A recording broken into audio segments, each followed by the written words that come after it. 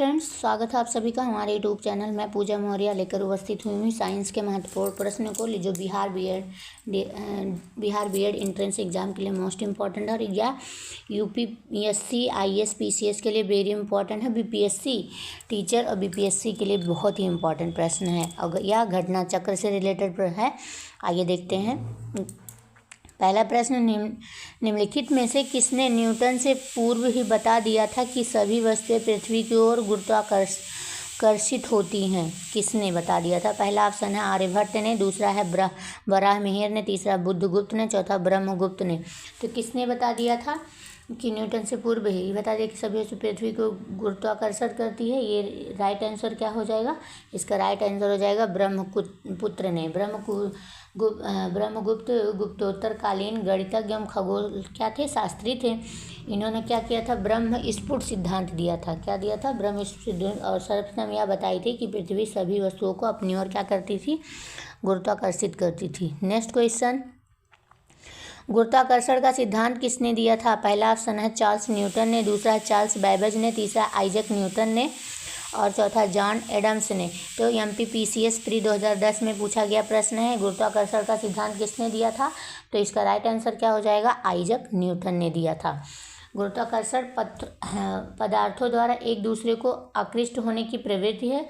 Sir Isaac Newton ने गति के 3 नियमों एवं गुरुत्वाकर्षण के सिद्धांत का क्या किया था? प्रतिपादन किया था।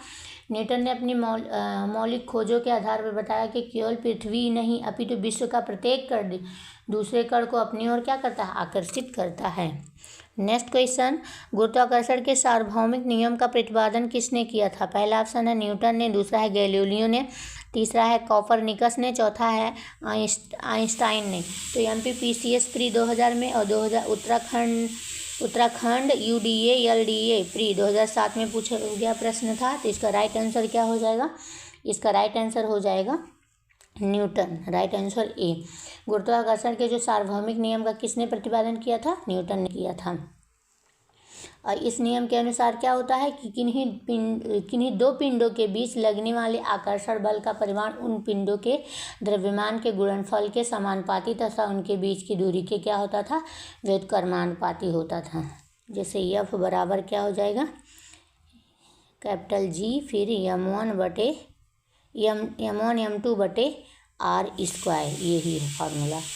नेक्स्ट क्वेश्चन, अंतरिक्ष यात्री निर्वात में सीधे खड़े नहीं रह सकते क्योंकि? पहला ऑप्शन है गुरुत्व नहीं होता है, दूसरा वायुमंडल में श्यानता बल बहुत तीव्र होता है, तीसरा सौर वायु ऊपर की ओर बल लगाती है, चौथा वायुमंडलीय दबाव बहुत कम होता है। तो इसका राइट आंसर क्या हो जाएगा? इसका राइट आंसर हो जाएगा गुरुत्व नहीं होता है। राइट आंसर ए हो जाएगा। अंतरिक्ष यात्री निर्वात में सीधे खड़े नहीं रह सकते क्योंकि वहाँ गुरुत्व नहीं रहता। नेक्स्ट क्वेश्चन, अंतरिक्ष यान जो चक्कर लगा रहा है से एक सेब छोड़ा जाता है, तो वह अंतरिक्ष यान जो चक्कर लगा रहा है से एक क्या सेब छोड़ा जाता है, तो वह क्या होगा?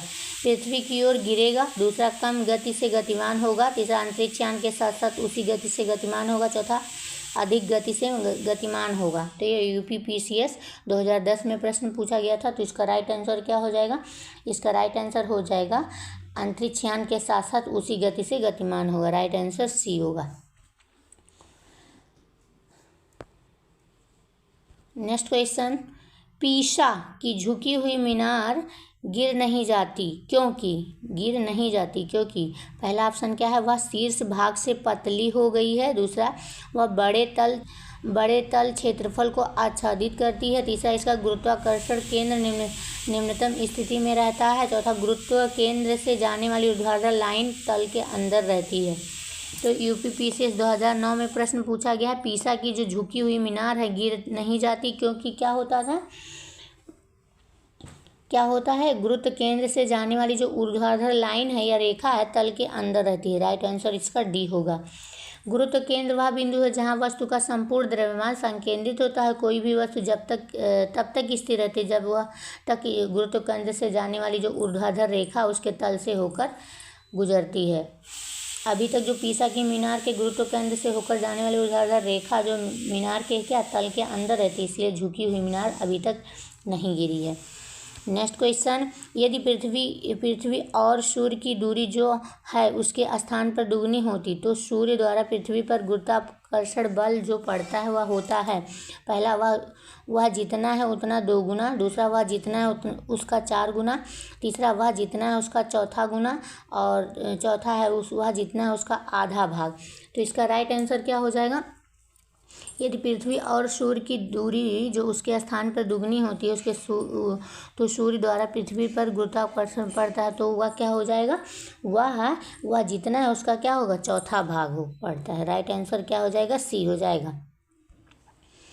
नेक्स्ट क्वेश्चन, जब कोई वस्तु ऊपर से गिराई जाती है तो उसका भार होता है, पहला ऑप्शन है शून्य, दूसरा है अपरिवर्तित, तीसरा है परिवर्तनशील, चौथा है सभी गलत। तो MPPCS 1992 में पूछा गया था। तो इसका राइट आंसर क्या हो जाएगा? जब कोई वस्तु ऊपर से गिराई जाती है तो उसका भार क्या होगा? परिवर्तित होगा कि नहीं परिवर्तित होगा? तो इसका राइट आंसर हो जाएगा अपरिवर्तित होगा। Right answer B. आदर्श जो परिस्थितियों में वायु प्रतिरोध को नगण्य मानते हुए किसी वस्तु को ऊपर से गिराने पर उसके भार में क्या होता है? कोई परिवर्तन नहीं होता, क्योंकि उसका द्रव्यमान और उस पर लगने वाला गुरुत्वीय त्वरण अपरिवर्तित होता है। नेक्स्ट क्वेश्चन, यदि एक पंख, एक रबर की गेंद और एक लकड़ी की गेंद निर्वात में एक समान ऊंचाई से स्वतंत्रता पूर्वक एक साथ गिर रहे हैं तो पहला ऑप्शन क्या है? पंख सबसे पहले ज़मीन पर पहुंच जाएगा, दूसरा रबर की गेंद सबसे पहले ज़मीन पर पहुंच जाएगी, तीसरा लकड़ी की गेंद सबसे पहले ज़मीन पर पहुंच जाएगा, चौथा तीनों एक साथ ज़मीन पर पहुंचेंगे, और पांचवा उपरोक्त में से कोई नहीं। उपरोक्त में से ये 67वीं BPSC 2022 में पूछा गया प्रश्न है। तो इसका राइट आंसर क्या हो जाएगा? इसका राइट आंसर हो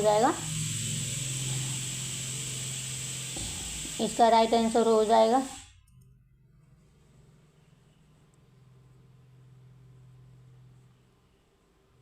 एक से अधिक। राइट आंसर ई हो जाएगा। तीनों एक साथ जमीन पर पहुंचेंगी, ये भी सही है। जैसे देखते हैं निर्वात में प्रत्येक वस्तु क्या होती है? समान त्वरण से मुक्त रूप से गिरती है चूँकि निर्वात में वायु प्रतिरोध क्या होता है? नगण्य होता है, नहीं होता है। अतः एक पंख, एक रबर की गेंद और एक लकड़ी गेंद एक ही गति से गिरेगी तो सतह पर एक साथ पहुंचेगी।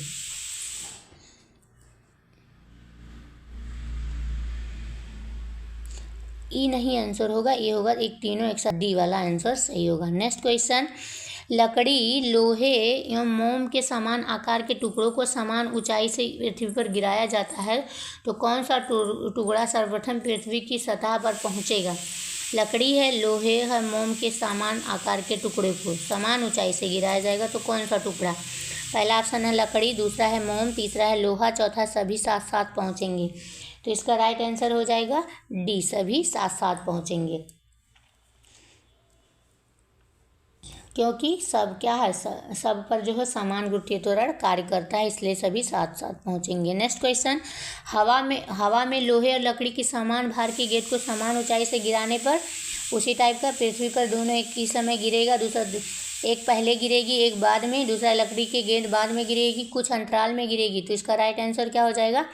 पृथ्वी पर दोनों एक समान गिरेंगे, क्योंकि समान गुरुत्वीय त्वरण कार्य करेगा।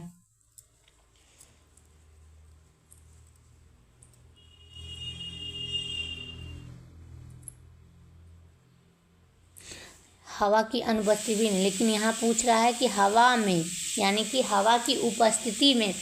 तो हवा की जब उपस्थिति रहेगी तो लकड़ी की जो गेंद है बाद में गिरेगी, लकड़ी की गेंद बाद में गिरेगी, लोहे की गेंद पहले गिर जाएगी। नेक्स्ट क्वेश्चन, दो गेंदें ए बी क्रमशः 10 kg और 1 kg की, उन्हें 20 मीटर की ऊंचाई से एक साथ गिराया जाता है, निम्नलिखित में से कौन सा सही है? पहला ऑप्शन है भूमि पर ए पहले पहुंचेगी, दूसरा भूमि पर बी पहले पहुंचेगी, तीसरा भूमि पर ए और बी दोनों साथ पहुंचेगी, चौथा उपरोक्त में से कोई नहीं। तो इसका राइट आंसर हो जाएगा, मतलब यहाँ कुछ कहा नहीं गया है कि हवा में, वायु में, यहाँ पे समझा जाएगा निर्वात में, मतलब निर्वात में नहीं, वायु की अनुपस्थिति में। तो यहाँ भूमि पर दोनों ए और बी साथ पहुँचेंगी। राइट आंसर सी हो जाएगा। अगर हवा में कहा जाएगा तो कुछ तो चेंजेस रहेंगे। नेक्स्ट क्वेश्चन, अलग अलग द्रव्यमान की दो वस्तुएं चंद्रमा की सतह के पास स्वतंत्र रूप से गिरने से क्या होगी? पहला ऑप्शन है अलग अलग त्वरण होगा, दूसरा है उनके जड़त्व में परिवर्तन होगा, तीसरा किसी भी क्षण एक ही वेग होगा, चौथा समान परिमाण के बल का अनुभव होगा। तो ये 69वीं बीपीएससी 2023 में प्रश्न पूछा गया है। अलग अलग द्रव्यमान की जो दो वस्तुएं चंद्रमा की सतह के पास स्वतंत्र रूप से गिरने से क्या होंगी? तो इसका राइट आंसर क्या हो जाएगा? इसका राइट आंसर हो जाएगा सी, किसी भी क्षण एक ही वेग होगा। राइट आंसर सी हो जाएगा। नेक्स्ट क्वेश्चन, कथन चंद्रमा पर मानव का वजन पृथ्वी की तुलना में 1/6 है। कारण चंद्रमा पर पृथ्वी की तरह गुरुत्वाकर्षण नहीं है। निम्नलिखित कूटों में से उत्तर का चयन कीजिए। पहला ऑप्शन है कथन और कारण दोनों सही है। कारण कथन को सही स्पष्ट करता है। दूसरा, कथन और कारण दोनों सही है परंतु कारण कथन को सही स्पष्ट नहीं करता। तीसरा है कथन सही है परंतु कारण गलत है। चौथा, कथन गलत है परंतु कारण सही है। तो इसका राइट आंसर क्या हो जाएगा? इसका राइट आंसर हो जाएगा सी, कथन सही है परंतु कारण गलत है। राइट आंसर सी हो जाएगा। चंद्रमा पृथ्वी का क्या है? एक उपग्रह है। चंद्रमा के गुरुत्वीय त्वरण का मान पृथ्वी के जी के मान के क्या होता है? 1/6 होता है। कितना होता है? 1/6 होता है। इसलिए चंद्रमा पर व्यक्ति का भार पृथ्वी पर उसके भार का क्या हो जाएगा? 1/6 हो जाएगा। इस प्रकार कथन सही है जबकि कारण गलत है। नेक्स्ट क्वेश्चन, किसी पिंड का भार, पहला ऑप्शन है पृथ्वी तल पर सब जगह समान होगा, दूसरा ध्रुवों पर सर्वाधिक होगा, तीसरा विषुवत रेखा पर अधिक होगा, चौथा मैदानों की अपेक्षा पहाड़ों पर अधिक होगा। तो इसका राइट आंसर हो जाए किसी पिंड का जो भार है वो क्या होगा? ध्रुवों पर सर्वाधिक होगा। ध्रुवों पर सर्वाधिक होगा। राइट आंसर बी है। गुरुत्वीय त्वरण का मान भूमध्य रेखा पर सबसे कम और ध्रुवों पर सबसे अधिक होने के कारण पिंड का जो भार होता है भूमध्य रेखा पर कम होगा, न्यूनतम होगा और ध्रुवों पे सर्वाधिक होगा। नेक्स्ट क्वेश्चन, मानव शरीर का भार होता है, पहला ऑप्शन है ध्रुवों पर अधिकतम, दूसरा है पृथ्वी की सतह पर सब जगह एक समान, तीसरा है विषुवत रेखा पर अधिकतम, चौथा मैदानी भागों की अपेक्षा पर्वतों पर अधिक। तो मानव शरीर का भाग क्या हो जाएगा? मानव शरीर का भाग ध्रुवों पर अधिकतम होगा क्योंकि ध्रुवों पर अधिकतम और भूमध्य रेखा पर न्यूनतम होता है। नेक्स्ट क्वेश्चन, यदि धरती की घूमने की गति बढ़ा दी जाए तो भूमध्य रेखा पर पिंड का वजन क्या होगा? पहला ऑप्शन है बढ़ जाएगा, दूसरा है घट जाएगा, तीसरा क्या है? कोई परिवर्तन नहीं होगा, चौथा 2 गुना हो जाएगा और पांचवा उपरोक्त में से कोई नहीं, उपरोक्त में से एक से अधिक। तो यह क्या कह रहा है? धरती पर घूमने की गति, मतलब जो धरती पृथ्वी घूमती है अपनी धुरी पर उसके घूमने की गति बढ़ा दी जाए तो भूमध्य रेखा पर पिंड का वजन क्या हो जाएगा? ये घट जाएगी। राइट आंसर क्या हो जाएगा? बी हो जाएगा, घट जाएगा। क्यों घटेगा? किसी परिक्रमण करने वाले निकाय को भूमध्य रेखा पर अपकेंद्र बल कार्य करता है। यह बल गुरुत्वाकर्षण के विरुद्ध कार्य करता है जिसके भूमध्य रेखा पर व्यक्ति के भार में कमी दर्ज की जाती है। यदि पृथ्वी की घूर्णन गति बढ़ा दी जाए तो भूमध्य रेखा पर अपकेंद्र बल में वृद्धि दर्ज हो जाएगी जिसके कारण उसमें भार की कमी प्रतीत होगी। नेक्स्ट क्वेश्चन, गुरुत्व के अधीन विरामावस्था से मुक्त रूप से गिरने वाली किसी कण के मामले में समय t और विस्थापन d का विवरण किसमें सही है? गुरुत्व के अधीन, तो गुरुत्व के अधीन विरामावस्था से मुक्त रूप से गिरने वाली, यहाँ पे कौन सा सही है? ये विस्थापन है, ये क्या है? ये समय है। तो समय गया गुरुत्व के अधीन, विस्थापन समय, तो यहाँ पे ये बढ़ रहा है, ये घट रहा है, ये यहाँ से बढ़ रहा है। ये राइट आंसर क्या हो जाएगा? ए हो जाएगा। नेक्स्ट क्वेश्चन, एक चिकना आनत तल क्षैतिज के साथ थीटा कोण पर आनत है जैसा कि दी गई आकृति में दिखाया गया। एक पिंड विरामावस्था से प्रारंभ आनत पृष्ठ की ओर नीचे की ओर फिसलता है। अधस्थ पिंड को पहुंचने में लगा समय, यहाँ पे क्या है? ये थीटा कोण है, यहाँ एच है, यल है, तो इसके लिए कौन सा सही होगा? लगा समय जो होता है कौन सा सही होगा? तो यहाँ पे इसका राइट आंसर क्या हो जाएगा? सी हो जाएगा। 1/sin थीटा और 2h/g हो जाएगा। कैसे होते हैं? गति का समीकरण क्या होता है? यस बराबर ut प्लस हाफ GT² और यल बराबर क्या होता है? 1/rg sine theta. इससे सॉल्व करेंगे तो यही आ जाएगा, साइन 1/sin थीटा और √2h/g। नेक्स्ट क्वेश्चन, एक ऊंची इमारत से एक गेंद 9.8 मीटर प्रति सेकंड के समान त्वरण के साथ गिराई जाती है। 3 सेकंड बाद उसका वेग क्या होगा? पहला ऑप्शन है 9.8 मीटर प्रति सेकंड, तो वेग पूछ रहा है, और यहाँ 19.6 मीटर प्रति सेकंड, और तीसरा है 29.4 मीटर प्रति सेकंड, और चौथा है 39.2 मीटर प्रति सेकंड। तो इसका राइट आंसर क्या हो जाएगा? एक ऊंची इमारत से एक गेंद, तो ऊंची इमारत से ए बराबर कितना है? ए बराबर 9.8 है, और टी बराबर कितना है? 3 है, और यू बराबर क्या है? 0 हो। ऊंची इमारत से विरामावस्था में था, तो कौन से फार्मूले से? v बराबर u प्लस ए टी, तो विरामावस्था का तो क्या लग जाएगा? 0 लग जाएगा, और ए कितना है? 9.8 है। ए कितना है? 9.8 है, और टी कितना है? 3, तो इसका 3 से गुणा हो जाएगा, तो अंतिम वेग पता चल जाएगा। तो 8 तिरिक 24 के 4, और 9 तिरिक 27, 27 2 29, 29.4 आ जाएगा। राइट आंसर क्या हो जाएगा? सी, 29.4 मीटर प्रति सेकेंड। नेक्स्ट क्वेश्चन, यदि पृथ्वी का द्रव्यमान वही रहे और त्रिज्या 1% से कम हो जाए, तब पृथ्वी के तल पर जी का मान? पहला ऑप्शन है 0.5% बढ़ जाएगा, दूसरा है 2% बढ़ जाएगा, तीसरा है 0.5 कम हो जाएगा, और चौथा 2% कम हो जाएगा। तो IAS 2003 में प्रश्न पूछा गया था, क्या है? यदि पृथ्वी का द्रव्यमान वही रहे और त्रिज्या बढ़ा दी जाए, तो क्या हो जाएगा? तो यहाँ पे क्या हो जाएगा? त्रिज्या अगर बढ़ा दी जाएगी तो 2% क्या हो जाएगी? वृद्धि हो जाएगी। राइट आंसर बी हो जाएगा। नेक्स्ट क्वेश्चन, विनाशकारी भूकंप के गुरुत्व के कारण त्वरण होगा। विनाशकारी भूकंप के गुरुत्व के त्वरण क्या होगा? तो इसका राइट आंसर क्या हो जाएगा? ये 980 मीटर प्रति सेकेंड से अधिक होगा। राइट आंसर क्या हो जाएगा? डी हो जाएगा।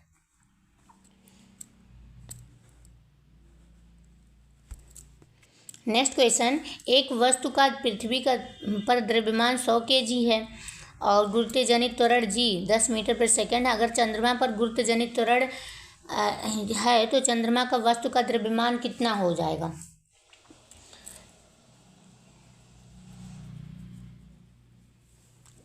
पृथ्वी का द्रव्यमान कितना है? पृथ्वी पर 100 kg है, और गुरुत्व त्वरण जनित कितना है? 10 मीटर प्रति सेकंड। तो चंद्रमा पर वस्तु का द्रव्यमान कितना ही होगा? इसका राइट आंसर हो जाएगा 100 kg होगा। कितना? 100 kg। किसी वस्तु के द्रव्यमान पर गुरुत्वीय त्वरण में परिवर्तन का कोई प्रभाव नहीं पड़ता जब वह स्थिर रहता है। गुरुत्वीय त्वरण में परिवर्तन से वस्तु के भार में परिवर्तन नहीं होता। नेक्स्ट क्वेश्चन, भारहीनता होती है। पहला ऑप्शन है गुरुत्वाकर्षण की शून्य स्थिति से, दूसरा है जब गुरुत्वाकर्षण घटता है, तीसरा निर्वात की स्थिति में, चौथा उपरोक्त में से कोई नहीं। भारहीनता घटता क्या है? भारहीनता होता क्या है? भारहीनता गुरुत्वाकर्षण की शून्य स्थिति होती है। राइट आंसर क्या हो जाएगा? ए। भारहीनता वह अवस्था है जब वस्तु का गुरुत्वाकर्षण बल उस ऊपर की ओर लगने वाले बल के संतुलित हो जाए। हम जानते हैं कि पिंड का जो भार होता है W, वो किसके बराबर होता है? mg के बराबर होता है, जहाँ यहाँ क्या होता है? वस्तु का द्रव्यमान, और g गुरुत्वीय त्वरण होता है। नेक्स्ट क्वेश्चन, पृथ्वी अपने कक्ष में लगभग 4,400 किलोमीटर प्रति घंटा की गति से घूमती है। इस तेज गति को हम अनुभव क्यों नहीं करते? पहला ऑप्शन है पृथ्वी के आकार की अपेक्षा में हम बहुत छोटे होते हैं, दूसरा है अपने कक्ष में पृथ्वी की गति की अपेक्षा में हमारी गति शून्य है, और तीसरा है संपूर्ण सूर्यमंडल में चलायमान है, चौथा है पृथ्वी का गुरुत्वाकर्षण निरंतर हमें पृथ्वी की ओर खींचता है। तो इसका राइट आंसर क्या हो जाएगा? इसका राइट आंसर हो जाएगा बी, अपने कक्ष में पृथ्वी की गति की अपेक्षा हमारी गति जो है शून्य होगी। राइट आंसर बी हो जाएगा। तो ये थे हमारे 25 इम्पॉर्टेंट साइंस के प्रश्न जो UPSC, BPSC और ISPCS और उसके बाद ये बिहार B.Ed एंट्रेंस एग्ज़ाम के लिए मोस्ट इम्पॉर्टेंट है। इसी तरह के वीडियो पाने के लिए हमारे चैनल को लाइक करिए, सब्सक्राइब करिए। धन्यवाद।